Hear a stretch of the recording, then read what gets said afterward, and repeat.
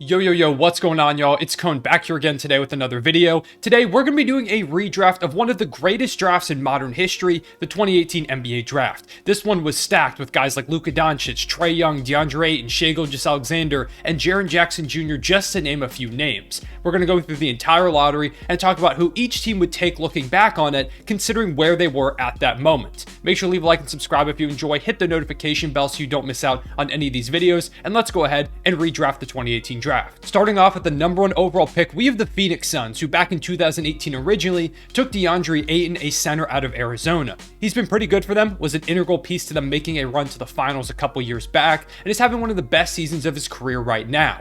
However, looking back on this, it's pretty much a no-brainer that if Phoenix could do it over again, they would take Luka Doncic. There's nobody else that could go number 1 here. Pairing Luka and Devin Booker in your backcourt for years to come is exactly what I'm sure Suns fans dream of. Sure, you would have loved to have a big hero to pair with Book as his go-to pick-and-roll partner, but you cannot pass up Luka Doncic. This is a no-brainer, and back when I was watching this draft beforehand, I thought Luka should be the number 1 overall pick. Not that that was a very hot take at the time, but even looking back now, I'm sure Phoenix wishes they took him. At pick number 2, we have the Sacramento Kings, who originally took Marvin Bagley. Looking back, pretty bad pick here, as Luka was still on the board when they made their selection. I know there were a lot of Kings fans that were praying he was the pick. However, that was not the case, and spoiler alert, we probably won't even talk about Marvin Bagley again in this video. So, going back in time, the Kings have a second chance to get it right, and there are 2 guards in particular who we can look at in this spot to go: Trae Young and Shai Gilgeous-Alexander. Now, maybe it's my bias as a Thunder fan, which it probably is, but I'm going to go with Shai here at the 2nd overall pick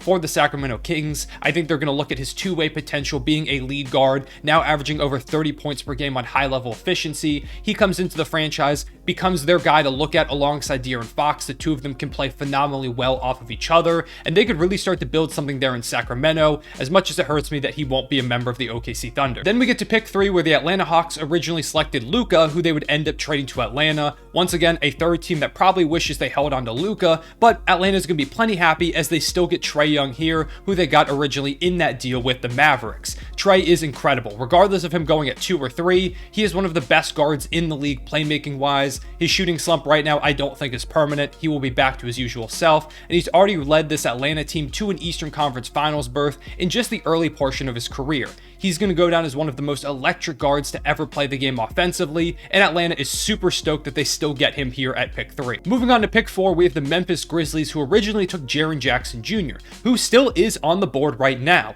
But the Grizzlies are going to switch things up a bit, instead going with Deandre Ayton, who was originally the number 1 overall pick.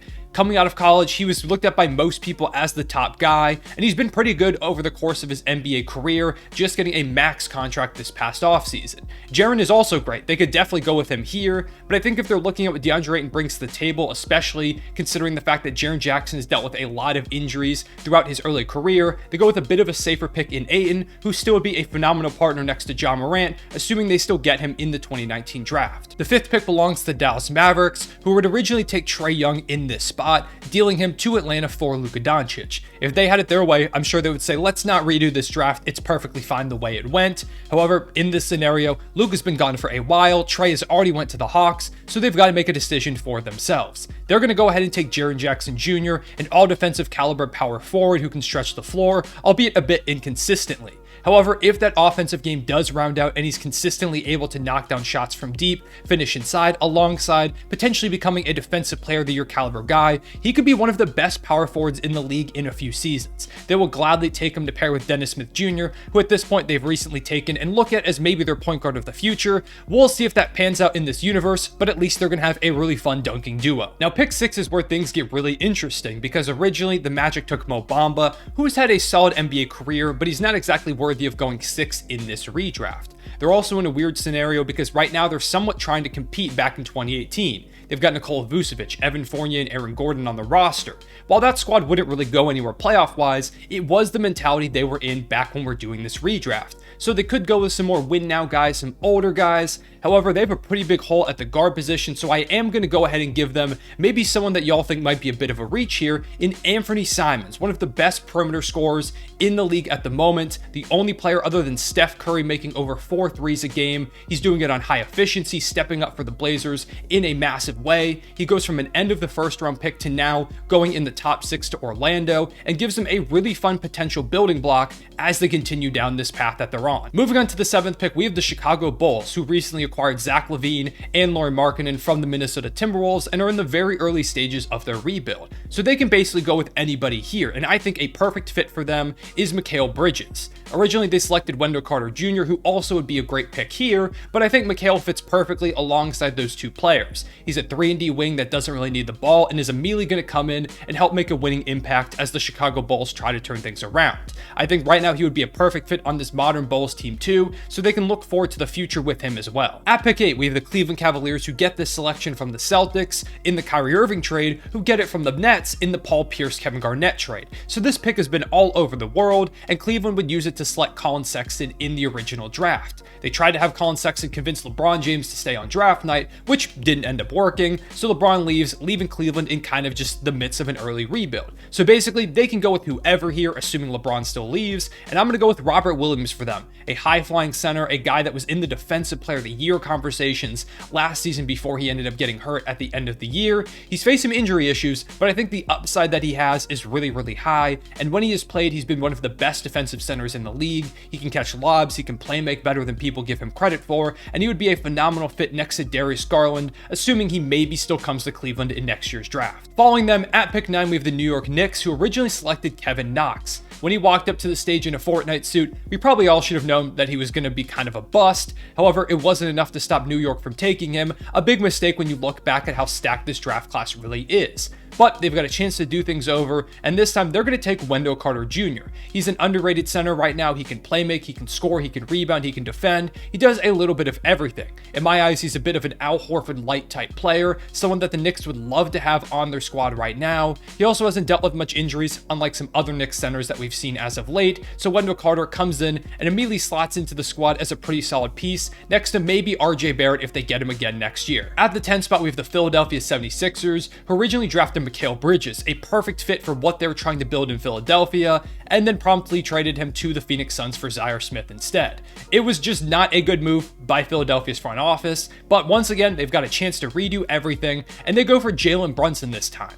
He's been a borderline all-star for New York right now, and over the course of his career has just been a really solid winning player. One of the reasons he falls in this redraft is because he is a bit older than a lot of the other guys, so his potential isn't quite as there. However, in this scenario, Philadelphia has Ben Simmons and Joel Embiid, who are both looking like really solid players for years to come. They've also got a shooter in JJ Redick who would fit well next to Jalen Brunson in the backcourt, and if they really want to go further, in real life, they would end up trading for Jimmy Butler and Tobias Harris this season, so having those guys alongside this core group makes Philly immediately one of the best teams out in the Eastern Conference, maybe pushing them over the hump against Toronto. At the 11th pick, the Charlotte Hornets originally took Shai Gilgeous-Alexander before then dealing him to the Los Angeles Clippers, marking back-to-back teams that made big mistakes in these draft selections. However, once again, a chance to do things over. The Hornets this time go for Michael Porter Jr. He's fallen a little bit due to some injury concerns, much like he did in real life, but he still is one of the best shooters in the league when healthy. The defense isn't quite there, which is a bigger issue, but at this point, the Hornets really don't have much going on their squad. Kemba Walker is no longer a part of the team, so they're just looking for talent basically any way they can find it, allowing them to take a bit of a risk on Michael Porter Jr. here towards the end of the lottery. Towards the end of the lottery, the Clippers have back-to-back picks with 12 and 13 in their pockets. Originally, they would take Miles Bridges, who isn't being redrafted due to his ongoing off-the-court issues, and they would trade him for Shai Gilgeous-Alexander, and then select Jerome Robinson at their next pick, who didn't end up working out in the league. Instead, this time, they're going to go for Collin Sexton and Mitchell Robinson.